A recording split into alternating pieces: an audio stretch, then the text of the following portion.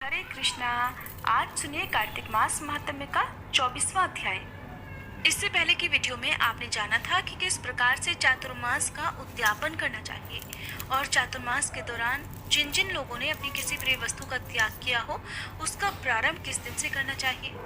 आज के अध्याय में आप जानेंगे कि मंदिर में और खासकर कार्तिक शुक्ल द्वादशी को ध्वजा फहराने से किस फल की प्राप्ति होती है। तो नैमिषारण्य क्षेत्र में स्थित 88,000 ऋषि मुनियों से श्री सूत जी ने आगे कहा, हे ऋषियों, कार्तिक शुक्ल द्वादशी को ध्वजारोपण करने से सभी पाप नष्ट हो जाते हैं। चारों वर्णों अर्थात ब्राह्मण, क्षत्रिय, वैश्य और शूद्र, इनमें से जो कोई भी भगवान के मंदिर में ध्वजा लगाता है वह ब्रह्मा जी और अन्य देवताओं द्वारा सम्मानित होकर विष्णु लोक को प्राप्त हो जाता है। इस बारे में जो कुछ भी नारद जी ने राजा पृथु से कहा वह कथा अब मैं तुम्हें सुनाता हूँ, ध्यान पूर्वक आप सभी सुनिए। देवर्षि नारद जी ने कहा था, हे राजन, इस संबंध में एक अत्यंत प्राचीन इतिहास सुनो। बहुत पहले सतयुग में सुमति नाम का एक चंद्रवंशी राजा था जो भगवान का परम भक्त था। सप्त द्वीपों में उसका शासन हुआ करता था। उसकी रानी सत्यवती भी ईश्वर भक्त और अत्यंत पतिव्रता थी। वह भगवान के सामने नृत्य करती, कार्तिक शुक्ल द्वादशी को भगवान के मंदिर में ध्वजारोपण किया करती और एक दिन विभांडक ऋषि वहां पधारे। राजा रानी ने उनका खूब आदर सत्कार किया। उन्हें ध्वजारोपण करते हुए देखकर ऋषि ने उनसे कहा, हे राजन, भगवान को प्रसन्न करने के तो और भी अनेकों साधन हैं, तब आपकी इस ध्वजारोपण में ही इतनी श्रद्धा क्यों है? यह सुनकर राजा ने कहा, हे मुनि, इसका अत्यंत अद्भुत एक इतिहास है जिसे मैं आपको सुनाता हूँ। तब राजा बताने लगे कि पूर्व जन्म में मेरा नाम मालिनी था। मैं ब्राह्मण होकर भी द्वेषी, कुकर्मी, महापापी और वेश्याकामी था। इन कुकर्मों के कारण ही मेरे बंधु बांधवों ने मुझे घर से निकाल दिया। इसके पश्चात वन में जाकर मैं एक टूटे फूटे विष्णु मंदिर में रहने लगा। मैं वन में जीव जंतु और हिरणों को मारकर अपना पेट भरा करता था। एक दिन विंध्याचल पर्वत पर रहने वाली कोकिलिनी नाम की एक निषाद कन्या, जिसने अपने ही पति को मार दिया था, भूख से व्याकुल होकर वहां आई और मेरे पास ही रहने लगी। संयोगवश कार्तिक शुक्ल द्वादशी को हमने एक कपड़े को बांधकर झंडी सी बनाई और दोनों मदिरा पीकर झंडी हाथ में लेकर सारी रात भगवान की मूर्ति के सामने नृत्य करते रहे। नृत्य करते रहने के कारण प्रातः काल तक हम दोनों की मृत्यु हो गई। जब हमारी मृत्यु हो गई तब यमदूत हमें यमफांस में बांधकर मारते हुए यमराज के पास ले गए। उसी समय भगवान विष्णु के दूत विमान लेकर वहीं आ गए और उन यमदूतों को जो हमें लेकर जा रहे थे धिक्कारते हुए बोले कि तुम सिर्फ पापियों को ही यमपुरी में ले जा सकते हो, धर्मात्माओं को नहीं। इस पर यमदूत भी क्रोधित होकर कहने लगे कि अरे, ये तो दोनों महापापी हैं। इन्होंने तो अपने पूरे जीवन में एक भी पुण्य कार्य नहीं किया है, इसी कारण हम इन्हें यमपुरी में ले जा रहे हैं। तब भगवान विष्णु के दूत कहने लगे कि यह अत्यंत खेद की बात है कि तुम्हें धर्म और अधर्म का बिल्कुल भी ज्ञान नहीं है। ये ठीक है कि जीवन भर ये सिर्फ पाप कर्मों में ही लिप्त रहे, परंतु कार्तिक शुक्ल द्वादशी को तो इन्होंने भगवान के मंदिर में ध्वजारोपण और नृत्य गायन किया है। इससे तो इनके सारे पाप जड़ सहित नष्ट हो गए हैं। इसलिए ये अब विष्णु लोक जाने के अधिकारी हैं, भले ही इन्होंने अनजाने में यह सब कार्य किया है।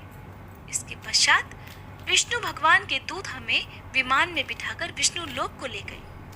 अपनी कथा समाप्त करते हुए राजा ने कहा, हे पूज्यवर, अनजाने में ध्वजारोपण का ऐसा फल है तो श्रद्धा पूर्वक कार्तिक शुक्ल द्वादशी को ध्वजारोपण करने से जितना फल प्राप्त हो सकता है उसका तो वर्णन ही नहीं किया जा सकता। इतनी कथा सुनकर विभांडक ऋषि तप करने वन में चले गए और आज का अध्याय भी समाप्त हुआ। अब सुनिए कान्हा जी और नन्ही चिड़िया की कहानी। ये कहानी महाभारत काल से जुड़ी हुई है। कुरुक्षेत्र के मैदान में ऐतिहासिक महाभारत का युद्ध लड़ा गया था। कुरुक्षेत्र के युद्ध क्षेत्र को विशाल सेनाओं के आने जाने की सुविधा करने के लिए तैयार किया जा रहा था। उन्होंने हाथियों का इस्तेमाल पेड़ों को उखाड़ने और जमीन साफ करने के लिए किया था। ऐसे ही वहां पर एक पेड़ पेड़ पर एक गौरैया अपने 4 नन्हे नन्हे बच्चों के साथ रहती थी। जब उस पेड़ को उखाड़ा जा रहा था तो उस चिड़िया का घोंसला जमीन पर गिर गया। लेकिन भगवान का चमत्कार कि घोंसला जमीन पर गिरने के बाद भी उसकी संतानें अनहोनी होने से बच गई। उसके बच्चे मरने से बच गए। लेकिन अभी वो बच्चे बहुत छोटे थे। छोटे होने के कारण अभी उनके पंख भी पूरी तरह से बड़े नहीं हुए थे। इस कारण वो उड़ भी नहीं सकते थे। कमजोर और भयभीत गौरैया वो मदद के लिए इधर उधर देखती रही। तभी उसने भगवान कृष्ण को अर्जुन के साथ वहां आते हुए देखा। दरअसल भगवान कृष्ण और अर्जुन युद्ध से पहले मैदान की जांच करने और युद्ध की शुरुआत करने से पहले जीतने की रणनीति तैयार करने के लिए वहां गए थे। जब उस चिड़िया ने देखा कि कान्हा जी वहां आ रहे हैं तो उसने उन तक पहुंचने के लिए अपने छोटे छोटे पंख फड़फड़ाए और किसी तरह से वो कान्हा जी के पास पहुंच गई। कान्हा जी के पास पहुंची तो अपनी ही आवाज में उनसे कहने लगी, हे श्री कृष्ण, कृपया मेरे बच्चों को बचाइए, क्योंकि कल से युद्ध शुरू होने पर उन्हें कुचल दिया जाएगा। सर्वव्यापी भगवान उस नन्ही चिड़िया से बोले कि मैं तुम्हारी बात सुन रहा हूँ, लेकिन मैं क्या करूं? मैं तो प्रकृति के कानून में हस्तक्षेप नहीं कर सकता। भगवान की बात सुनकर गौरैया परेशान हो गई, लेकिन फिर भी कहने लगी कि हे भगवान, मैं तो जानती हूँ कि आप ही मेरे उद्धार करता है और मैं अब अपने बच्चों के भाग्य को, उनके भविष्य को आपके हाथों में सौंपती हूँ। और अब हे प्रभु, ये सब कुछ आपके ऊपर है। आप चाहें उन्हें मार दें या उन्हें बचा लें। अब काल चक्र पर तो किसी का बस है नहीं। श्री कृष्ण ने तो एक साधारण व्यक्ति की तरह ही उस चिड़िया से बात की थी, जिसका अर्थ तो ये था कि वहां उस विशाल युद्ध के मैदान में ऐसा कुछ भी नहीं था कि जिसके बारे में वो कुछ भी कर सकते थे। परंतु गौरैया ने पूरी विश्वास और श्रद्धा के साथ एक बार फिर से भगवान से कहा, प्रभु, आप कैसे और क्या करते हैं वो मैं नहीं जान सकती। आप तो स्वयं काल के नियंता हैं, ये मुझे पता है। मैं सारी स्थिति और परिस्थिति और अपने को परिवार सहित आपको समर्पित करती हूँ।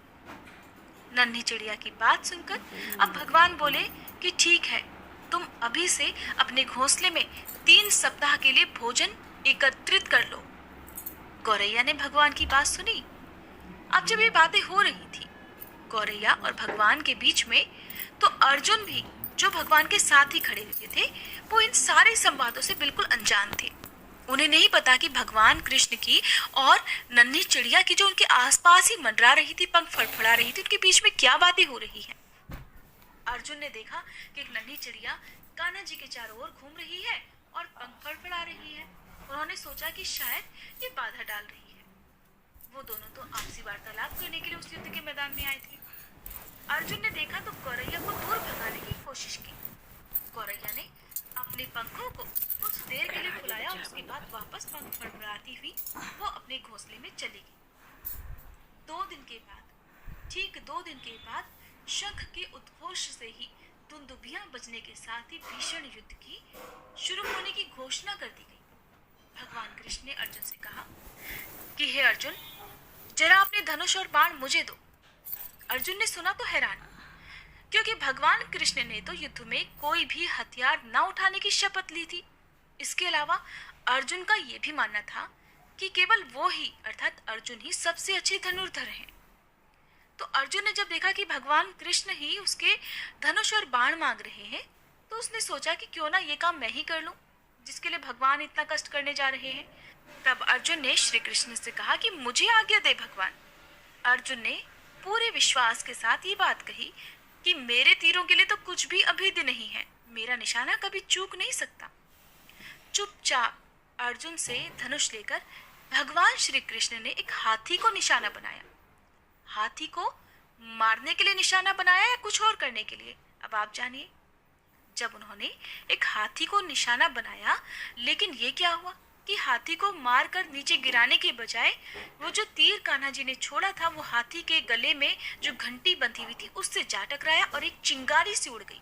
सारे रहस्य और सभी बातों से अनजान अर्जुन ने जब ये देखा तो अपनी हंसी नहीं रोक पाए। सोचने लगे कि भगवान कृष्ण तो एक आसान सा निशाना भी चूक गए। कहने लगे, प्रभु, क्या मैं प्रयास करूं? इस प्रकार अर्जुन ने स्वयं को प्रस्तुत कर दिया। किंतु भगवान कृष्ण ने उनकी इस प्रतिक्रिया को नजरअंदाज करते हुए उनका धनुष उन्हें वापस कर दिया और कहने लगे कि बस अब कुछ और करना जरूरी नहीं है।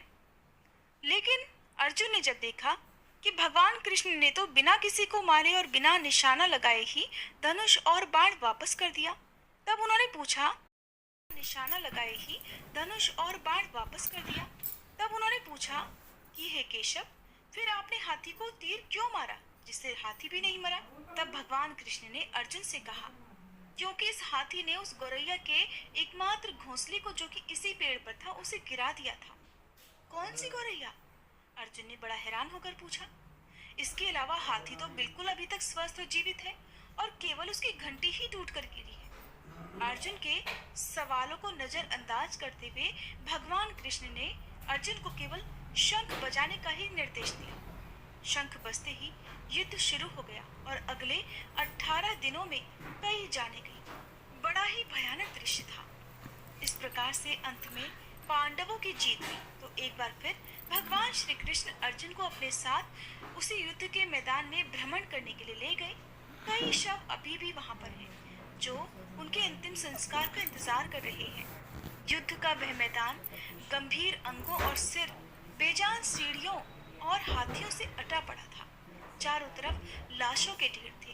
खून से युद्ध के मैदान की मिट्टी भी लाल हो गई थी।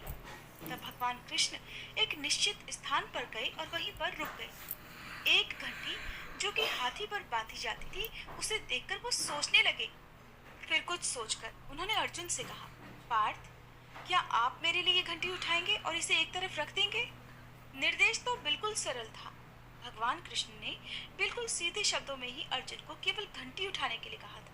लेकिन अर्जुन को ये बात समझ में नहीं आई कि घंटी उठाने के लिए भगवान कृष्ण ने अर्जुन से ही क्यों कहा। आखिरकार इस विशाल मैदान में जहाँ पर बहुत सारी चीजों को साफ करने की आवश्यकता थी, भगवान ने तो एक धातु के टुकड़े को ही रास्ते से हटाने के लिए क्यों कहा? अब अर्जुन के मन में बहुत सारे प्रश्न आ गए। उन्हीं प्रश्नवाचक दृष्टि से अर्जुन ने भगवान की ओर देखा तो भगवान ने अर्जुन के प्रश्नों को समझ लिया और कहने लगे, हाँ, यही घंटी। भगवान कृष्ण ने दोहराया, ये वही घंटी है पार्थ, जो हाथी की गर्दन पर पड़ी हुई थी और जिस पर युद्ध प्रारंभ होने से पहले एक दिन मैंने तीर मारा था। अब अर्जुन बिना किसी और सवाल के उस भारी घंटी को उठाने के लिए जैसे ही नीचे झुके और उन्होंने उस घंटी को उठाया तो उनकी तो मानो दुनिया ही हमेशा के लिए बदल गई हो। 1, 2, 3, 4 और 5 4 युवा पक्षियों के बाद एक मादा गौरैया उस घंटी के नीचे से निकले। पूरा चिड़िया का परिवार बाहर निकलकर छोटे छोटे चिड़िया के बच्चे जो अब युवा हो गए थे, वो भगवान कृष्ण के इर्द गिर्द मंडराने लगे और बड़े आनंद से उनकी परिक्रमा करने लगे। 18 दिन पहले काटी गई हाथी के गले की एक घंटी ने पूरे चिड़िया के परिवार की रक्षा की थी। सारा दृश्य देखकर अर्जुन को सब कुछ समझ में आ गया। अर्जुन ने भगवान कृष्ण से कहा, मुझे क्षमा कर दीजिए हे मधुसूदन।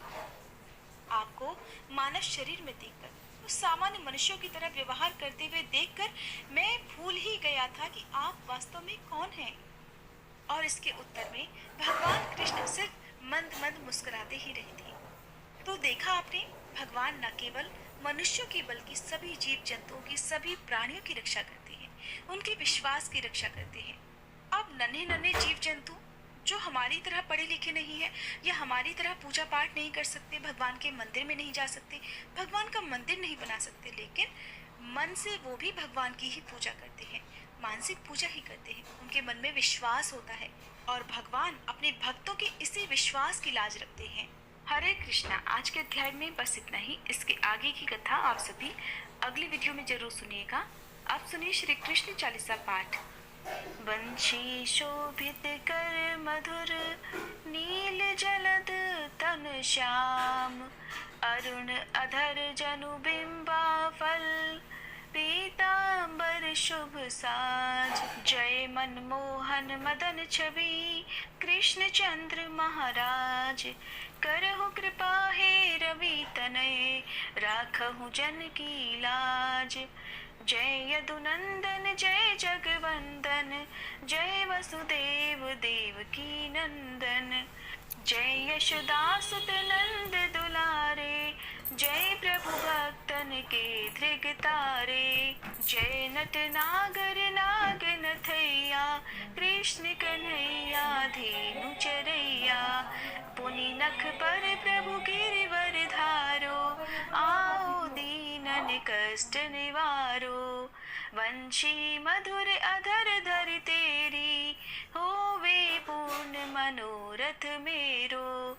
आओ हरि पुनि माखन चाखो, आज लाज भारत की राखो। गोल कपोल चिबुक अरुणारे, मृदु मुस्कान मोहिनी डारे। रंजित राजीव नयन विशाला, मोर मुकुट वैजंती माला। कुंडल श्रवण पीत पट आछे, कटी किंकणी काछन काछे। नील जलज सुंदर तन सोहे, छवि लखि सुर नर मुनि मन मोहे। मस्तक तिलक अलक घुंघराले, आओ कृष्ण बांसुरी वाले। करी पय पान पुत नहीं तार्यो, अका बका कागा सुर मार्यो। मधुवन जलत अग्नि जब ज्वाला, भय शीतल लखित ही नंद लाला। सुरपति जब ब्रज चढ़ियो रिसाई, मसूर धार वारी वर्षाई। लगत लगत ब्रज चहन बहायो, गोवर्धन नख धारी बचायो। लखिय सुधा मन भ्रम अधिकाई, मुख मह 14 भुवन दिखाई। दुष्ट कंस अति उधम मचायो, कोटि कमल जब फूल मंगायो। नाथी काल यही तब तुम लीन्हे, चरण चिन्ह दे निर्भय कीन्हे। करी गोपिन संग रास विलासा, सबकी पूरन करी अभिलाषा। केतिक महा असुर संहार्यो, कंस ही केस पकड़ दे मार्यो। मात पिता की बंदी छुड़ाई, उगर सेन कह राज दिलाई। मही से मृतक छह सुत लायो, मातु देव की शोक मिटायो। भौमासुर मुर दैत्य संहारो, लाए षटदश सहस कुमारो। दे भी नहीं तृण चीर संहारा, जरा सिंधु राक्षस कह मारा। असुर बकासुर आदिक मार्यो, भक्तन के तब कष्ट निवार्यो। दीन सुदामा के दुख टार्यो, तंदुल दीन मूठ मुख डार्यो। प्रेम के साग विदुर घर मांगे, दुर्योधन के मेवा त्यागे। लखी प्रेम की महिमा भारी, ऐसे श्याम दीन हितकारी। भारत के पारथ रथ हाके, लिए चक्र कर नहीं बल ताके। निज गीता के ज्ञान सुनाए, भक्तन हृदय सुधा वर्षाए। मीरा थी ऐसी मत वाली, विष पी गई बजा कर ताली। राना भेजा सांप पिटारी, शालिग्राम बने बनवारी। निज माया तुम विध ही दिखायो, उरते संशय सकल मिटायो। तब शत निंदा करि तत्काला, जीवन मुक्त भयो शिशुपाला। जब ही द्रौपदी टेर लगाई, दीनानाथ लाज अब जाई। तुरत ही वसन बने नंद लाला, बढ़े चीर भय अरि मुह काला। असनाथ के नाथ कन्हैया, डूबत भंवर बचावत नैया। सुंदर दास आस उरधारी, दया दृष्टि की जय बनवारी। नाथ सकल मम कुमति निवारो, क्षमहु बेगी अपराध हमारो। खोलो पट अब दर्शन दीजे, बोलो कृष्ण कन्हैया की जय। बोलो कृष्ण कन्हैया की जय, बोलो कृष्ण कन्हैया की जय। ये चालीसा कृष्ण का पाठ करे और धारी, अष्ट सिद्धि नवनिधि फल लहे पदार्थ चारी।